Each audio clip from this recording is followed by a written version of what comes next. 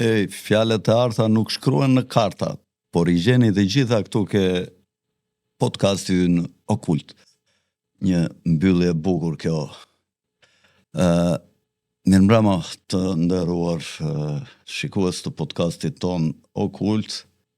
I rikujtojmë ata që ndjekin emisionet, që janë shumë, por abonent janë më pak, subscriberat. Një, si që u thash në emisionin e parë, një komentus kishte thënë cako mos ju kërko atyre që hynë dhe s'bëjnë subscribe, sepse mund të mos jenë dakord me ty, tha, po të ndjekin nga mbrapa gardi, tha, që të gjenë në I gabim dhe të kuptojnë me shumë vonesë, sepse ata duan të bëjnë BBB, tha, dhe dhia, tha, dhe Delia nuk ka gishta që të bëj subscribe, ka vetëm thundër, tha, se bën do të subscribe-im, prandaj të gjithë ju që bëni subscribe, I thoni ati që nuk është tamam kështu si shtu ati, sepse ne e ndjekim cakon dhe jemi miq besnik të këtij. Falenderojmë dhe sponsorizuesit e emisionit ton, të cilëve ne ju bëjmë reklamat dhe që ju I shikoni logot e tyre vazhdimisht në kraun tim. Keni dhe I numër telefonit, cilin do ta paraqit si zakonisht regjia, ku ju mund të komunikoni me ne kushdo që do të bëj ndonjë sugjerim, kushdo që e ndjen veten që është I Zoti për të trajtuar një temë ku nuk ka mundësi të çaj në këto televizionet që japin vetëm teori të gënjeshtërta zyrtare, mund të vi këtu dhe në qoftë se ne na bind me ato që na sugjeron, ja ku e ka tavolinën dhe ne jemi të gatshme që çdo ide interesante ta ballafaqojmë përballë publikut. Sigurisht komentet në telefon do lihen në WhatsApp dhe sugjerimet dhe SMS-et. Duhet keni parasysh që sponsorët tanë janë sponsorat të zgjedhur në një mori më të gjerë emrash që kanë dashur të vinë këtu në podcastin ton, por që ne I kemi përzgjedhur si sponsora më seriozë dhe që në fushën e tyre ku ata operojnë në biznes, ja vlen të shikohen nga ata ndjekësat e emisionit ton që janë njëkohësisht të interesuar për çështjet e fushave përkatëse të biznesit. Tash kemi rreth 7300 ndjekësa, nuk janë pak për 4 muaj, 5 muaj sa kemi ne që po punojmë që në mes tetorit, dhe duhet I bëjmë shumë shpejt 10.000, 12.000, 15.000, 20.000, sepse unë kam 50.000 vetëm në Facebook ndjekësa, dhe çdo emision që unë hedh në Facebook, sigurisht që pasi ta hapi në YouTube ndjekësat e Facebookut, direkt duhet të abonohen dhe të bëjnë një klik, po ashtu kemi dhe mbi 40.000 fansa në Instagram, dhe natyrisht që mund të ketë dhe në TikTok, mund të ketë të përbashkët miq në të gjitha rrjetet sociale, por shumica sigurisht që nuk janë të njëjtët, pra bëhet fjalë për 70, 80.000, 100.000 ndjekësa dhe followers, dhe mos bëhen 10.000 abonent në kanal në YouTube. Kjo është një çik e pa logjikshme, unë s'di ta shpjegoj. Sot do të flasim për Phoenix Operation ose operacionin Phoenix, çfarë ka qenë, çfarë ka synuar, çfarë ka realizuar,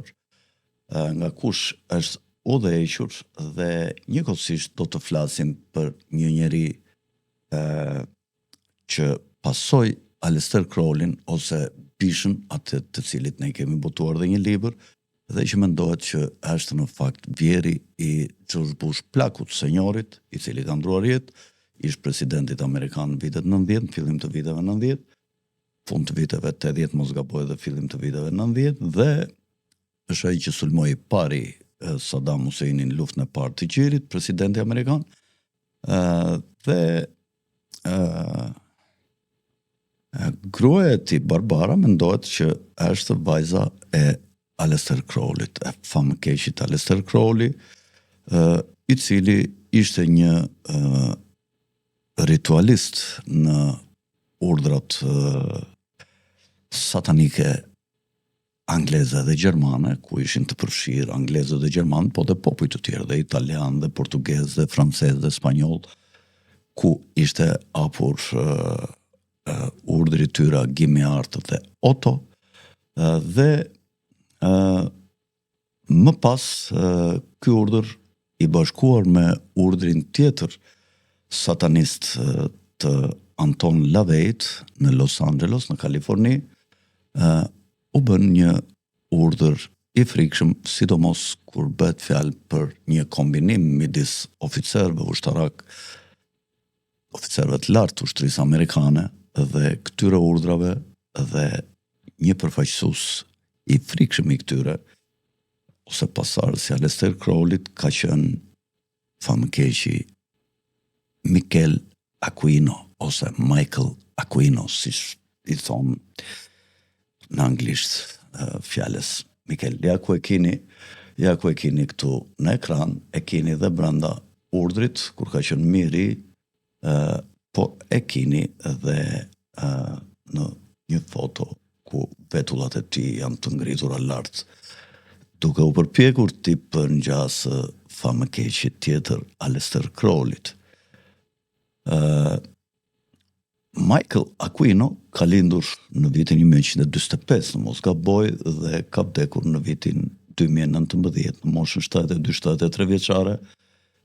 duke bërë një vetvrasje me armën e tij personale në fund të jetës së vet, duke mbyllur me një vetvrasje të frikshme. Michael Aquino, tash të themi dy fjalë njerë, çfarë është operacioni Phoenix, është një operacion i organizuar nga CIA në drejtimin e kolonelit dhe specialistit numër 1 të luftës psikologjike që kishte CIA, që ishte Edward Lansdale, shkruhet Lansdale. Dhe ky përpilovi dhe zbatovi operacionin Phoenix, që ishte de facto shtukja e lidhjeve midis civilëve në luftën e Vietnamit dhe luftëtarëve që luftonin kundër ushtrisë amerikane. Dhe më thënë kundër Vietkongut, që është ndryshe pikësynimi i luftës të sipas programit Phoenix ose Phoenix Operation, si që u thash në fillim, tu dhe ishur nga Edward Lansdale. Në përmjet operacionit Phoenix u torturuan, u arrestuan, u torturuan, u përpunuan, u infiltruan nga civilët në grupin e Vietkongut, nga vietnamezët, por edhe nga ushtria amerikane, me të infiltruar të ndryshëm, u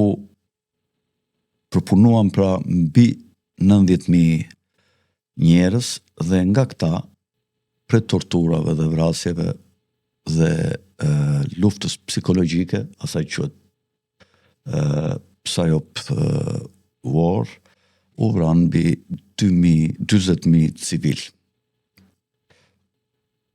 Operacioni, si që thash, Phoenix ishte i specializuar në luftën psikologjike, në tortur, terror, vrasje masive,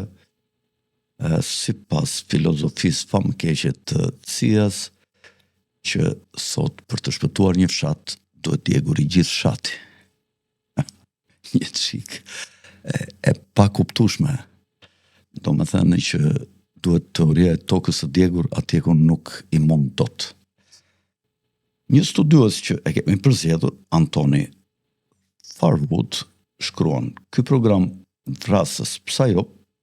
pati efektin e krijimit të legjioneve të vrasësve psikopat, gjak ftohtë, të cilët do të ktheheshin në shtëpi në Shtetet e Bashkuara si njerëz krejtësisht të ndryshëm nga ata që ishin kur kishin ikur për në luftë. Shumë prej tyre do të përfshiheshin në satanizëm gjatë ose pas përfshirjes së tyre në programin Phoenix.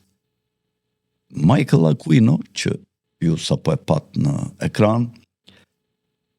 ishte aty në këtë program për të stërvitur njerëzit që do zbatonin programin dhe për t'i thithur pasaj mbas luftës se ky program është zbatuar në vitet 68-72 për t'i përthithur në rritet e veta gjithë të grup njerëzish të shkatruar ose të rënuar psikologjikisht për t'i përthithur në grupet e veta satanike. Pasi këta vrasë filluan të ktheheshin në shtëpi, filloi një rritje vazhdueshme e vrasjeve seri të mërshme me ngjyrime satanike dhe që ishin të përqendruara në zonën jugore të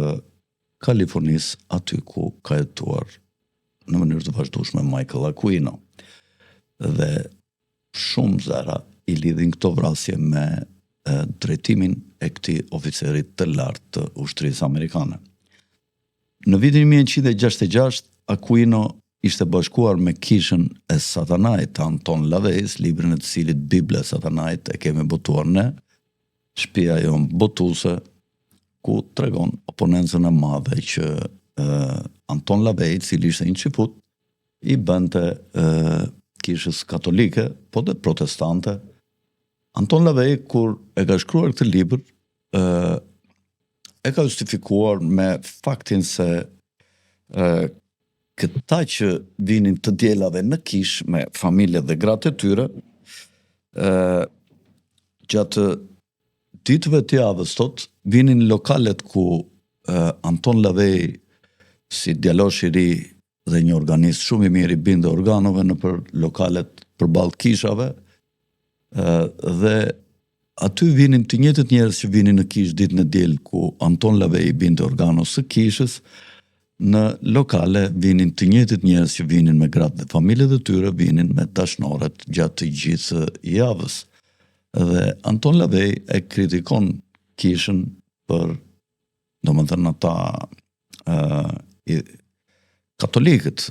ushtruesit e fesë, i akuzon për hipokrizi dhe ka shkruar një Bibël tjetër që ai e quan Bibla e Satanait. Është shumë interesante dhe ka shumë gjëra interesante, për shembull, mjafton t'ju them një fakt ku në Bibël thuhet që predikohet që kur një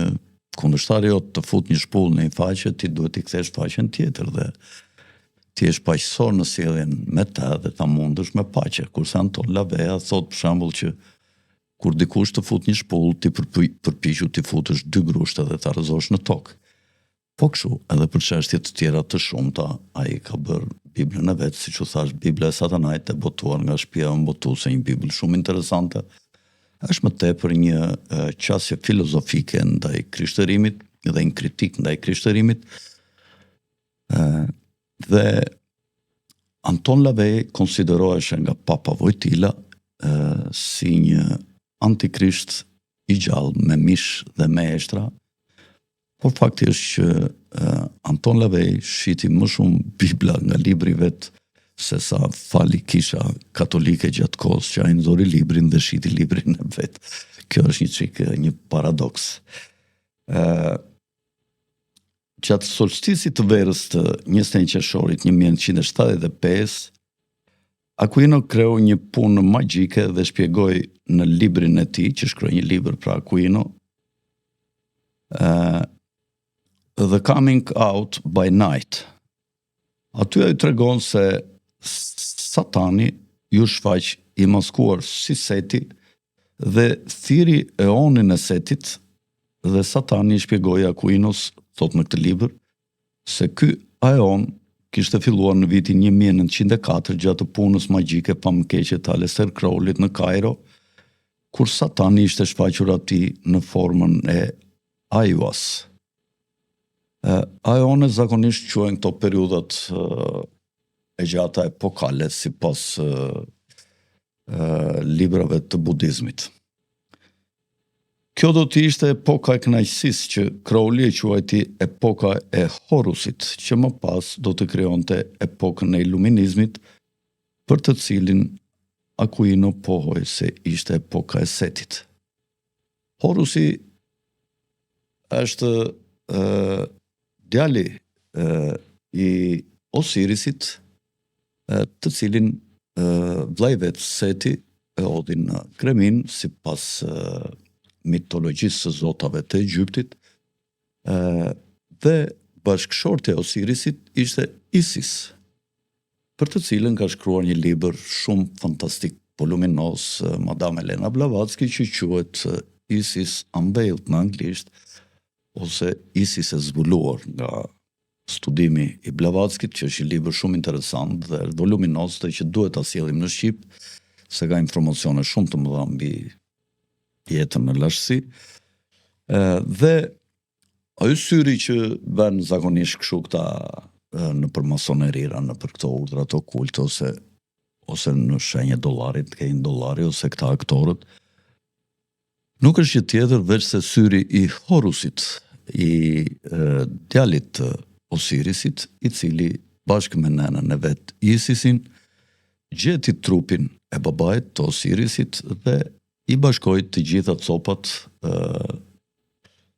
sipas mitologjisë, por nuk i gjeti vetëm një organ që ishte fallusi. Dhe për nder të Osirisit në Egjiptin e lashtë, por dhe në kohët e sotme moderne, për kujtimi i kësaj ngjarje dhe mungesa e fallusit bëri obelisqet. Fallusi është organi seksual mashkullor, i cili është një nga organet që riprodhon jetën, është simboli i jetës, i pavdekësisë, i vazhdimësisë. Këtë kuptim kanë gjithmonë obelisket. Dhe sot dihet që obeliskja kanë qytetet kryesore të botës, në Londër, në Washington, i cili është një qytet i ngritur me arkitekturë masonike, sipas një programi që e krijoi masoneria në drejtimin e presidentit të parë George Washington, dhe për cilin ne kemi përmendur në shumë libra të botuar nga shtëpia ime botuese, sidomos ke viti 2012. Në mitologjinë egjiptiane, Seti ishte i treti nga 5 yunit origjinal që përfaqësonin, ose fillestar që përfaqësonin kaosin, dhunën, shkatërimin, konfuzionin. Dhe ky Seti, pra vllai i Osirisit, ishte vrasësi i parë që në xhelozin ndaj vllait të madh të tij Osirisit, e vrau atë dhe kërkoi të vriste dhe djalin e tij Horusi, i cili ishte shumë vigjilent dhe syri simbolizon vigjilencën e lartë në 24 orë të Horusit. Në literaturën gnostike të shekullit të dytë, që është popularizuar shumë nga filozofi madh Carl Jung, të cilin unë e kam shumë për zemër, dhe nga pasuesit e tij si Eranosi, personazhi Setit është riemërtuar në yninë që animoi Sodomën dhe Gomorën me energji etike dhe që mishëroi një version të errët dhe misterios Jezusin, misioni i cilit ishte të çlironte dishepujt e tij nga prangat e botës së keqe materiale. Pas përvojës tij mistike, Michael Aquino, u bind se ai ishte mesia i ri i epokës së re, moderne, dhe besonte se ky ishte rimishëruar nga shpirti dhe nga elementët e zjarrt në trupin e njeriut të Aleister Crowleyt mbas vdekjes së tij. Me pranimin e këtij misioni, Michael Aquino preu flokët e tij dhe bëri një tatuazh 666 poshtë kokës së tij, i rregulloi vetullat siç e pat me ato vetullat karakteristike, në omazh ndaj një fotoje që kishte pasur Aleister Crowley, të përafërt me ato lloj vetullash ashtu. Ai krijoi pentagonin e përmbysur si simbolin e grupit të tij dhe e përuroi tempullin e Setit si një grup me 28 antar të kishës satanike të Anton LaVey's, së bashku me te që ishim priftërin të themelues të tempullit ose urdhrit të Setit. Akuini miratoi dhe diplomat të modeluara si pas urdhrit hermetik të agimit të artë që ka qenë i drejtuar nga Aleister Crowley, si që e thash, dhe mori titullin Ipsimus, me shtrigën e tij të shenjtë personale Lilith Sinclair, e cila shërbeu si priftëresh e lartë e kultit. Duhet të dimë që Lilithi mendohet të jetë si pas teorisë dhënë nga Sitchin në librin e vet Planeti 12, Lilithi mund të ketë qenë motra e Enkit, i cili ishte një nga fëmijët e Anus, dhe Anuja mendohet si pas këtij libri që është sundimtari i një planeti që afrohet shpeshherë afër tokës, që quhet Nibiru, dhe që këta krijuan qenjet e para laboratorike që janë njerëzit, dhe Lilithi ka qenë një emër i dytë i doktoreshës e cila ka punuar në laborator dhe ka prodhuar racën tonë në laborator si pas këtij libri të Zeharia Sitchinit, që është një libër shumë i shitur dhe që këtu në Shqipëri e kemi botuar edhe ne. Është një libër interesant që përpiqet të përkthej pllakat sumere dhe para se të vdiste, ku diun sa ka një 10 vjet më duket, që ka vdekur Zeharia Sitchin, i cili ishte një çifut ashkenazi rus, i studuar në Angli dhe që jetonte në moshën e pjekurisë deri në pleqëri në Shtetet e Bashkuara, ka qenë arkeolog dhe gjuhëtar, dinte 12 ose 13 gjuhë të huaja. Dhe kur unë i kërkova lejen për Planetin e 12, kam komunikuar me ta dhe më ka thënë që e vetmja gjuhë që më ka ngelur si pishman që se kam mësuar, sepse unë i thash që shumë nga pllakat sumere mund të kenë shpjegime edhe me shqipen, dhe ai më ka thënë që në këtë moshë jam në fund të hapave të mia jetik dhe jam duke ikur nga kjo botë, po jam penduar që se kam mësuar shqipen. Duhet të ketë vdekur para 14 vjetësh, mos gaboj, ose 15 vjetësh, nga viti 2011 ose 2010, nuk më kujtohet, unë kam folur vitin 2007, mos gaboj, kur botova librin e tij, 2007 ose 2008. Kur Oprah Winfrey, gazetare e shuar dhe zake në këto televizionet e shuara të Shtetet e Bashkuara në vitin 1988, e pyeti Akuinën, ai i tha, ne nuk jemi shërbëtor të ndonjë zoti. Ne jemi vetë perëndit tona, për të cilat ne kemi blerë. Pa, ai mendonte që vetë ky grup i zgjedhur njerëzish në tempull ishin perëndit dhe s'kish perëndit të tjera për i tharët që vinin në tempull. Në vitin 1982, Michael Aquino, që ishte majori i ushtrisë amerikane dhe mbikëqyrës i revolucionit në çështjet ushtarake, shkroi për praktikën e tij të ritualeve të errta në kështjellën Wewelsburg të Himmlerit, për cilën folëm në emisionin e parë, dhe shkroi në një esej që titulloi Wewelsburgu punon. Ai ka shkruar që jam tani në vendodjen e sallës së të vdekurve, ose në Valhalla, ju e keni dëgjuar për atë mbretërinë e të vdekurve, Valhalla, ke seriali filmave The Vikings, Vikingët, ku flitet shpeshherë ku një luftëtar viking para se të ikë në botën tjetër, kur është duke dhënë shpirt, ai flet gjithmonë për Valhallën. Jam në kullën e veriut, thot, kalaja Wewelsburg, e konceptuar nga Heinrich Himmler si pika e mesme e botës. Ai shkroi në kështjellën Wewelsburg, shkroi librin e ardhjes gjatë natës, ose fjala e setit e quajtur ndryshe. Veçoritë qendrore të okultizmave të ndryshme të shekujve 19 dhe 20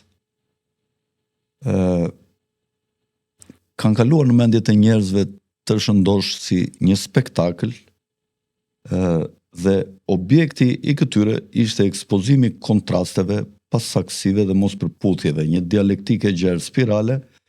e krijuar për të pastruar mbeturinat e sektarizmit dhe për kërkimin e parimeve kyçe të fuqive të vërteta kundër atyre të errësirës.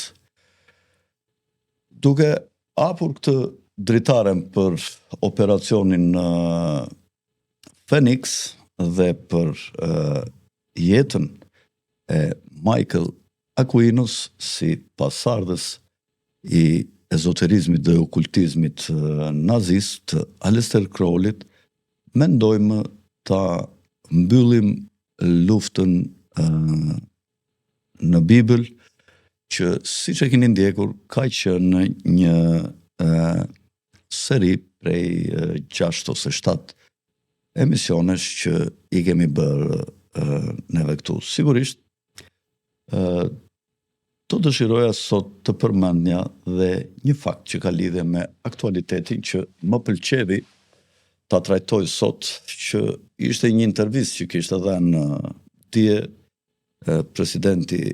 amerikan Donald Trump, ku e kishin pyetur në lidhje me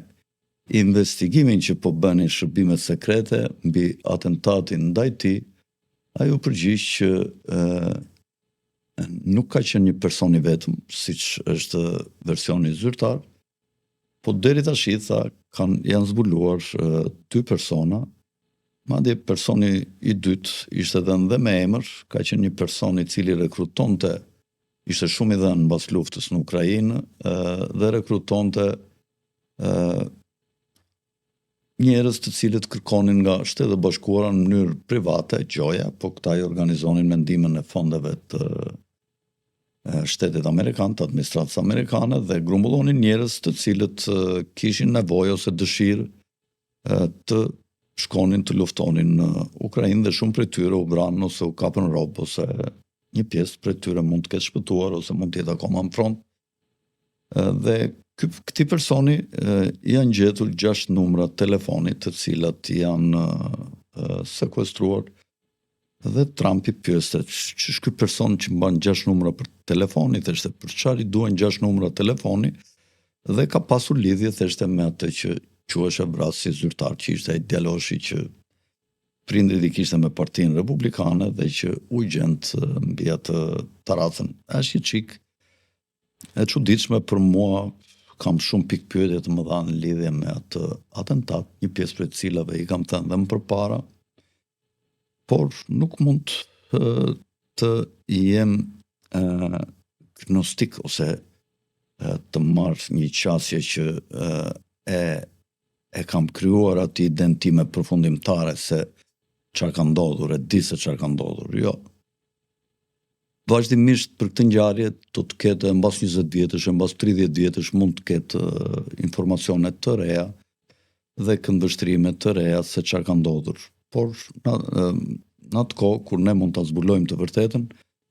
ajo e vërtet nuk do na shërbej për ndonjë diçka, sepse ngjarjet rrethanat kanë ndryshuar dhe do të ketë realitete të tjera, por gjithsesi këto vlejnë që gjithmonë të jemi dyshues në lidhje me variantet zyrtare të ngjarjeve kur thuan, dhe gjithmonë duhet të themi prit se mos ka ndonjë diçka tjetër, dhe nuk duhet marr 100% çdo version që na japin. Mua të paktën këtë më ka mësuar historia dhe letërsia që quhet konspiracioniste, po në fakt është ulumtuese të vërtetës, është një lloj qasje që nuk pyet për informacione zyrtare fare, por ka një qasje mbi bazën e fakteve të cilat në periudhat të ndryshme dalin fakte të reja dhe kryojnë ide të reja se çfarë mund të ndodhur. Me këtë informacion interesant për ata që se kanë asur, sot mendoj ta mbyllim ditën e rubrikën e sotme Okult Kulturë dhe t'ju rikujtoj dhe njerë ata që se kanë kemën prej dhije, me që kanë gisht një subscribe ke kur tapin linkun e emisionit tonë në kanalit tonë në YouTube. Nga unë, Alfred Sako, miru pafshim dhe në emision në radhës.